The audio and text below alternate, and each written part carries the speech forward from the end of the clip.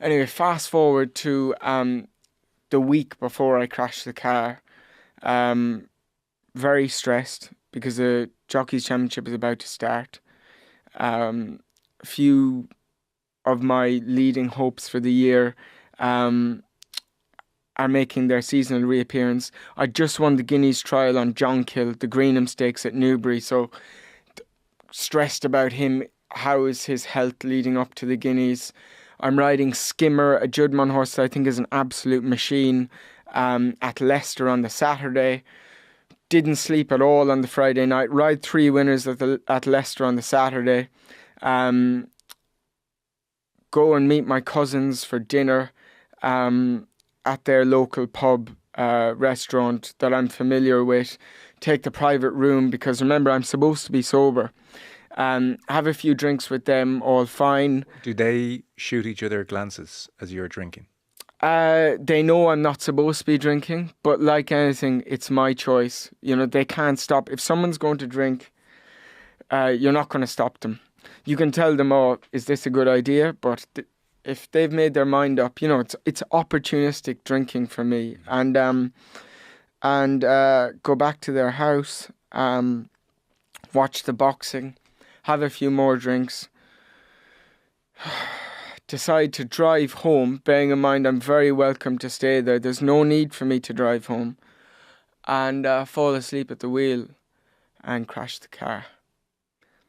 And, you know, that could have been curtains. If I killed my passenger, I'd be behind bars now.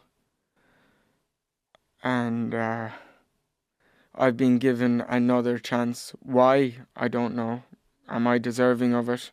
You know, men and women have done far less in their drinking career than I have. And they've had to pay the ultimate price. And yeah, you know. Scary thinking about it, you know. Scary.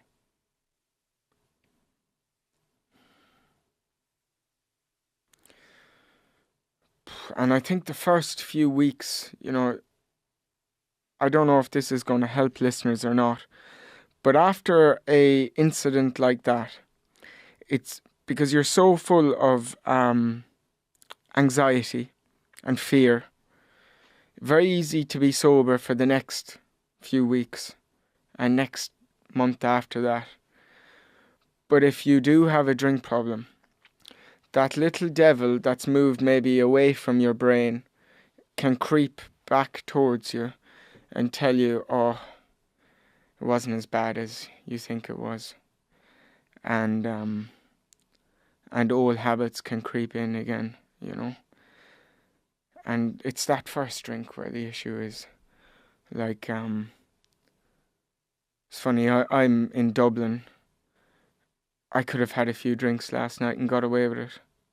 I thought I'd get away with it. I'd only be kidding myself. Were you tempted? No. You're upset there recalling that crash. It's traumatic. Did you go racing the next day or two? No, I was supposed to go racing the next day at Suddle. It was... So this goes to show now how I was an opportunistic drinker. I had decided in my mind the first race wasn't until 3 o'clock. So I had realised that there is absolutely no way I will fail the breathalyzer at 3 o'clock.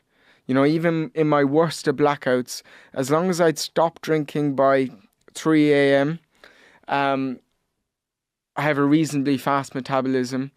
I would be sober and it's likely, you know, that I'm breathalyzed all the time. It would be likely that I'd be breathalyzed that day. So I had to face the music at Windsor on the Monday. And of course in the media it was spread on X or whatever that my passenger was paralysed.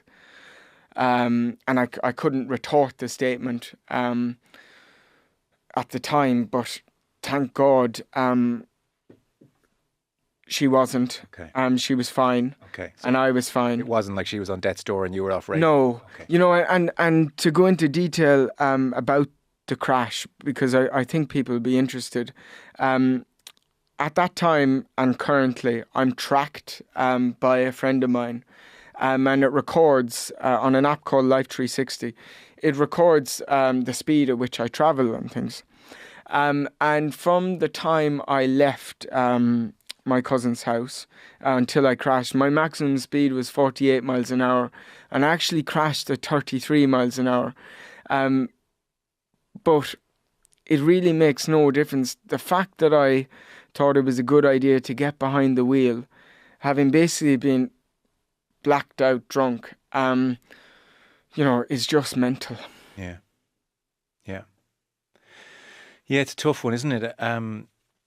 Because I suspect anyone who relapses just has, I'm speaking the majority of people, sympathy, amongst people. But I would suspect there are a quotient of people if you relapse and get behind a wheel, which is a lethal object, and you can kill innocent people.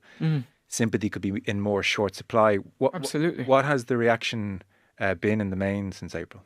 Well, I've tried to just listen to the people who understand it's a terminal illness. There is no cure.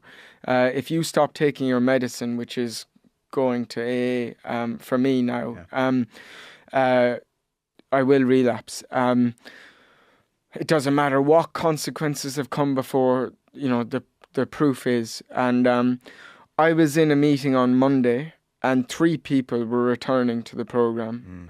3 had relapsed. And I think there is nothing but understanding from people who understand the illness. Of course, I have a sober alcoholic father, a sober alcoholic granddad, God rest him, my mother's father, and I didn't understand alcoholism until recent years. Although I was suffering from the disease, I did. So I don't really expect anyone else to. No, that's fair.